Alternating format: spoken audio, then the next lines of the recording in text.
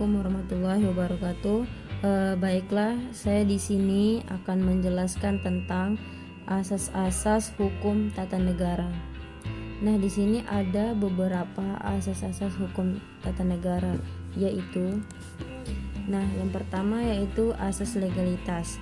Asas legalitas ini adalah yang berkaitan dengan gagasan demokrasi dan negara hukum. Nah, gagasan demokrasi ini juga menuntut agar setiap bentuk undang-undang dan keputusan mendapatkan persetujuan dari wakil rakyat dan lebih banyak mementingkan kepentingan rakyatnya.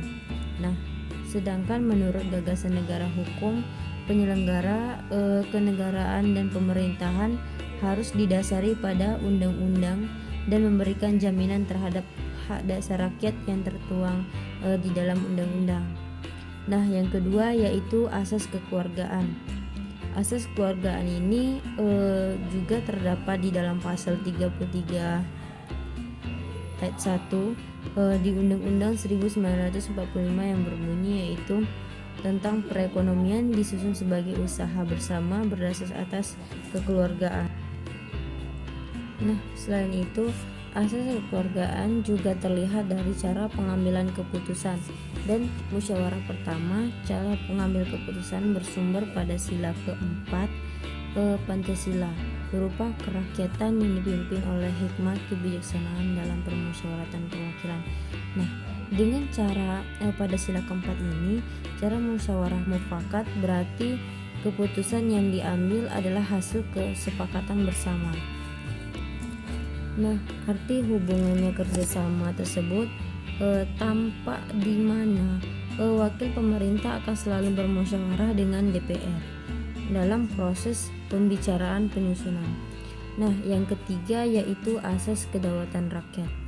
Nah, pengertian asas kedaulatan rakyat ini yang maksudnya itu berdaulat adalah negara-negara yang bahkan menentukan urusannya sendiri, baik itu masalah negeri maupun masalah luar negeri, dan tanpa ada campur tangan dari pihak lain. Nah, Indonesia ini sendiri menganut kedaulatan rakyat yang ditegaskan dalam pembukaan Undang-Undang 1945 yang berbunyi yaitu Negara Republik Indonesia yang berkedaulatan. Nah, yang artinya itu dalam kedaulatan rakyat hendaklah berdaulat dan menentukan segala wewenang dalam negara. Asas kedaulatan rakyat disebut juga sebagai asas demokrasi. Nah, yang keempat yaitu asas pembagian kekuasaan. Pembagian kekuasaan ini berbeda dengan pemisahan kekuasaan. Nah, dengan arti pemisahan kekuasaan ini kekuasaan terpisah antara hubungan antara satu dengan yang lain. Nah, sedangkan pembagian kekuasaan ini terbagi atas beberapa bagian. Akan tetapi dengan nilainya setelah amandemen Undang-Undang 1945, Indonesia menganut asas pemisahan kekuasaan dengan menerapkan asas checks and balance system. Nah, dari asas pemisahan kekuasaan dengan checks and balance system di Indonesia artinya kekuasaan yang diberikan kepada lembaga negara pembuat undang-undang dipandang sebagai balance atau keseimbangan. Nah, sebaliknya, kewajiban penerimaan kekuasaan itu untuk mempertanggungjawabkan kepada pemberi kekuasaan dipandang sebagai checks atau pengawasan. Dengan demikian, terdapat hubungan pengawasan antara pemberi kekuasaan dan penerima kekuasaan. Baik, kita masuk di yang kelima yaitu asas negara hukum. Nah, asas negara hukum ini adalah negara yang berdiri di atas hukum dan menjamin keadilan kepada warga negaranya. Keadilan adalah syarat bagi terciptanya kebahagiaan hidup sebagai warga negara.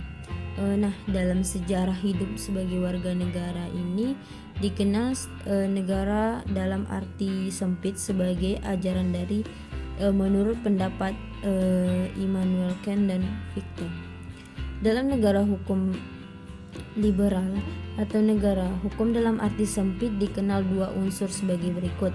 Yang pertama yaitu perlindungan terhadap HAM. Yang kedua, pemisahan kekuasaan. Nah, sedangkan pada negara hukum formil terdapat 4 unsur negara hukum.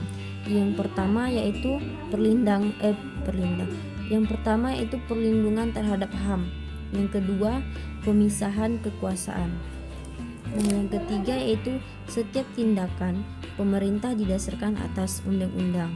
Yang keempat, adanya peradilan administrasi yang berdiri sendiri.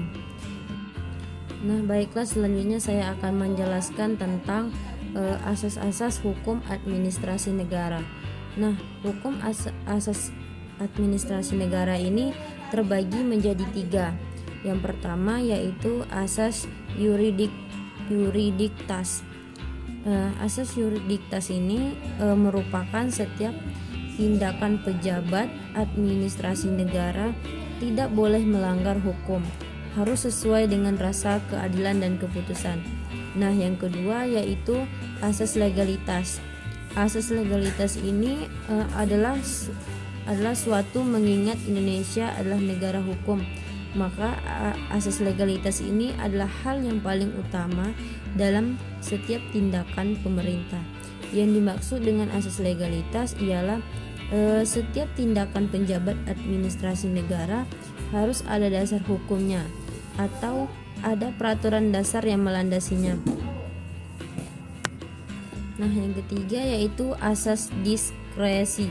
Asas diskresi ini yaitu kebebasan dari seorang pejabat administrasi negara untuk mengambil keputusan berdasarkan pendapatnya sendiri, tetapi tidak bertentangan dengan legalitas. Baik, mungkin itu saja penjelasan dari saya tentang asas hukum administrasi dan hukum tata negara.